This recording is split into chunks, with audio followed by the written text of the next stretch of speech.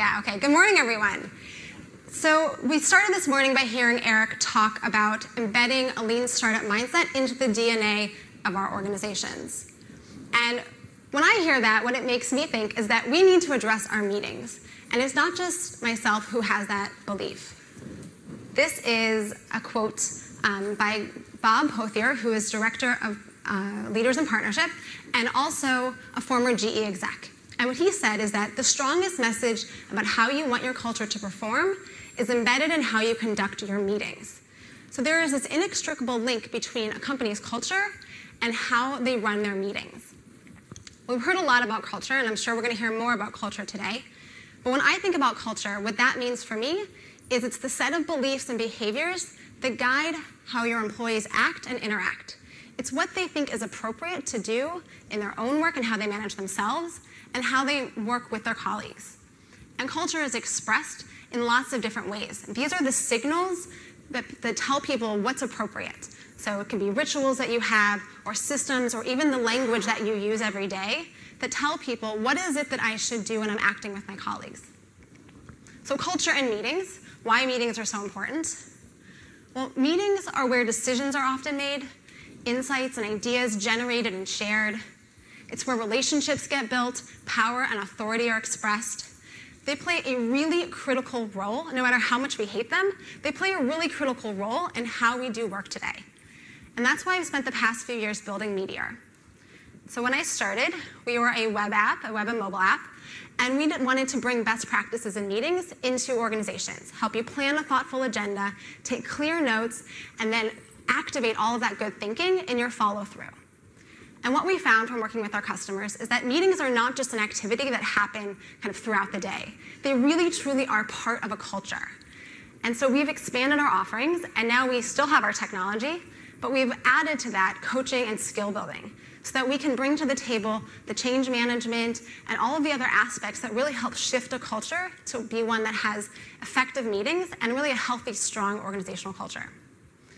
So if meetings are so important to culture, if you're not running effective meetings, how is that hurting us? So problem number one.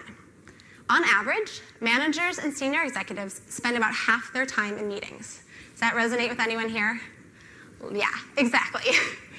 The bigger problem, though, is that about a third of these meetings are considered a waste of time. So for some of us, that means about 7 hours a week in wasteful meetings. Now, we know from Lean Startup, one of the fundamental principles is to be lean and to spend your time on the highest leverage activities that are going to move you forward in your business. So if you're wasting 4, 5, 6, 7 hours a week in unproductive meetings, you are not focused on the highest leverage activities. Second, learnings are only as good as your response. So we have this build, measure, lean cycle. We know we're supposed to get that MVP out into the market, right? Get it into hands of customers, measure what their feedback is, and then turn those measurements into learnings. Do that analysis. Decide what we then go into the build phase again. That learning phase often happens in meetings, right? That's where the decisions are made. That's where we take all this feedback and we decide, what do we do with this? How do we move back into our build phase? Are we pivoting? Are we persevering? Are we, totally throwing out the ship? If your meetings aren't activating your learnings and getting you into the build phase faster because your meetings end without decisions, actually the decision might be to have another meeting, that's actually not moving you through this cycle. Thirdly, moving quickly means maintaining alignment is harder. So for many of us, the larger our organizations get, the harder it is to be aligned regardless. Business is complex, we have team members in different cities or countries, and just trying to keep everyone informed and moving along the same path is a challenge enough. But now throw into that you're running experiments and you're kind of shifting and learning as you go and constantly evolving and pivoting, and now alignment is really hard. And information is what's key here, because the information that comes out of your meetings is what leads to action. And if you have the right information, you can take the right actions and get to some results. But if you don't have the right information, either because you weren't invited to that meeting and nobody told you afterwards, or because you're not close to the customers and you're in a more internal focused role and no one's kind of sharing information and communicating effectively, all the actions you're taking might actually be leading to just delays, where you're doing the wrong work, and then you have to redo it when you get told, oh, actually, we made a change on that, so now can you fix it? Which needs more action and more delays and all that good stuff. And eventually, hopefully, you still get to the results. So these are all the bad things about meetings when they're not working well. But when they are working well, they really can start to shift so much more than just productivity and culture and lean startup. So let's talk about a couple things that you can start doing literally when you get back to your office on bringing your meeting practices into alignment with lean startup. So the first is to set a desired outcome for every meeting. A desired outcome is not an agenda. So this is not about saying, okay, we're going to review the feedback and we're going to discuss this and we're going to brainstorm that. Those are really good agenda items, but that's different than a desired outcome. A desired outcome is being really clear about what you will accomplish in that meeting. When you know exactly what you want to accomplish, you can invite the right people to the meeting, so make sure the decision makers are there. You can have the right information in the room, and you can kind of guide the conversation towards achieving that very specific result. So when you write a desired outcome, write it like a noun, right? A list of something, an agreement on something, a decision. Those are desired outcomes. So write a desired outcome for every meeting, make sure it gets shared ahead of time, and then start your meeting by saying, this is why we're here today, to achieve this particular thing, and empower everyone to help guide the conversation towards achieving that outcome. That will save you lots of time. It will probably cut down on the number of meetings you have, because if you can't come up with a good desired outcome for your meeting, you probably shouldn't be having that meeting. Okay, process number 2. Use norms to establish expected behaviors in your meetings. So a lot of what happens in meetings is really about the human dynamics. And when you have a culture where people are less comfortable sharing alternative perspectives or arguing with the boss maybe, that's not the right environment for a lean startup mentality. So norms are ground rules that set expectations for how people should act. So if you think about this scale that's happening kind of internally, so I know that normally, I don't want to speak up in a meeting. That's not usually how we run our meetings, and so I'm just going to keep my mouth quiet. And now I'm being told we have a norm that says, challenge assumptions and voice concerns. So now I have a little crack that's telling me, maybe it's okay in this meeting, in this safe space here, where we've explicitly stated that I can challenge assumptions. Now maybe I'm going to try speaking up. And if you're the meeting facilitator, now you have a doorway also. You don't have to be the bad guy who's like, come on guys, why does no one say anything? You now can say, oh, we have this norm. I haven't heard anyone challenge what's on the table right now. We have a norm of playing devil's advocate. Can somebody, throw out some ideas why this decision might be a bad decision? It opens the door to help shift the human side of meetings. So when you write your norms, make sure that you pick ones that are relevant for the kind of meeting you want to have, that they kind of embody lean startup principles and the innovation space you want to create in your meetings, and make sure they get shared ahead of time with your agenda. Hopefully you have an agenda. And that they get reviewed at the beginning of the meeting. You want everyone to buy into that these are the norms for this conversation.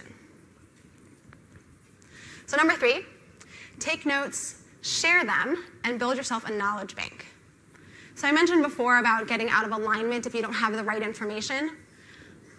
That's what taking notes is all about. So if you imagine with me that this bowl is the meeting and all the candy inside of it is the little bits of information, the decisions, the learnings, the action items, and the only way to get access to that is to be in the bowl, to be in the meeting, that's where there's lots of problems. You might have people who attend meetings because they just need to be informed. They don't actually have anything to contribute. They just need to know what happened. And that's kind of a waste of time. Or you end up with lots of people out of alignment. So the goal is to get all that candy out of the bowl and make it accessible to anyone in the organization who needs that information to do their work. And you can do this really simply by capturing effective notes, which are tasks, decisions, and learnings. So this is the process that we use with Meteor to facilitate note-taking in your meetings. So the first kind of note is just general notes that people capture. We actually didn't include this in our first version of our product because we thought this information isn't relevant, so you don't have to write down just notes. And we heard from our customers that they're like, where do I put all the other stuff? It's not a task, decision, or learning. And we're like, oh, you don't need to write that down. And then we thought, oh, actually, people want to write that down, so let's give them a place for it. And we've also kind of found through getting feedback after that it's really helpful if you're not in the meeting to have some of that contextual information that kind of gives shape to the rest of the information you're receiving. So capture your notes, write down everything you want. Just don't write it like a transcript, because nobody actually wants to read 3 pages of meeting notes. But capture whatever you need to. The second are tasks. So of course, you're going to write down the tasks, but the key here is to write them down with an owner and a due date. So I've sat through plenty of meetings where we're talking and then it says, okay, so we need to follow up on that, and let's run another experiment on this. And at the end, we all like, great, we have some next steps, but nobody owns them. And so they don't really happen. Maybe they fall through the cracks. Maybe there's a lot of finger pointing at the next meeting of like, I thought someone else was going to do this. So when you write down your tasks, be clear that they have an owner and ideally a due date so that this person can now prioritize that task in the rest of their work. Third is decisions. Clearly, you're going to capture a decision that's made, but the bonus is to capture the rationale. 2 to 3 sentences or bullet points that just say, why was this decision the one that we agreed on versus the other options on the table? This is extremely helpful if you're not in the meeting, because if you just get the decision and you don't really understand the thinking behind it, it's a little bit harder to apply that decision to your work. And if you're moving quickly and learning and all that good stuff, you might find that a decision you made a few weeks ago is no longer relevant. So having the rationale helps you reassess that decision when you have new information coming into the door. And you can decide, oh yeah, actually this decision was made, but it was made for other reasons. So maybe it still stands even though the new information is slightly in conflict. And the last type of note is a learning.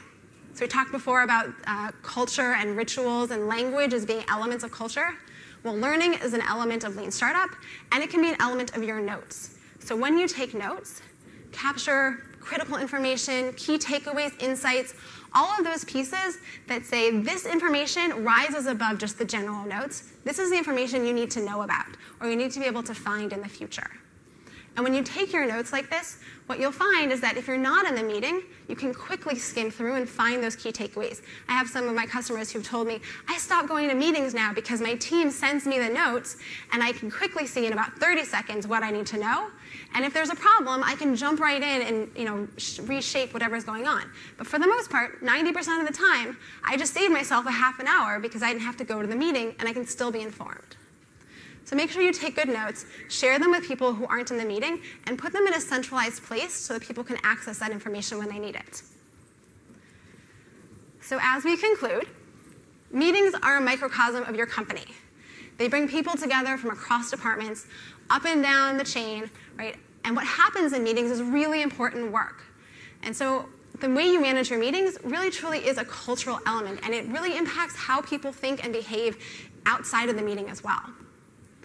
So if you want to have a lean startup culture, you need to have your meeting culture be one where you set desired outcomes for every meeting, use your norms to establish expected behaviors, and empower everyone around the room to apply those norms and to facilitate through those norms. And then take your notes, share them, and build a knowledge bank. And that is it. Thank you all.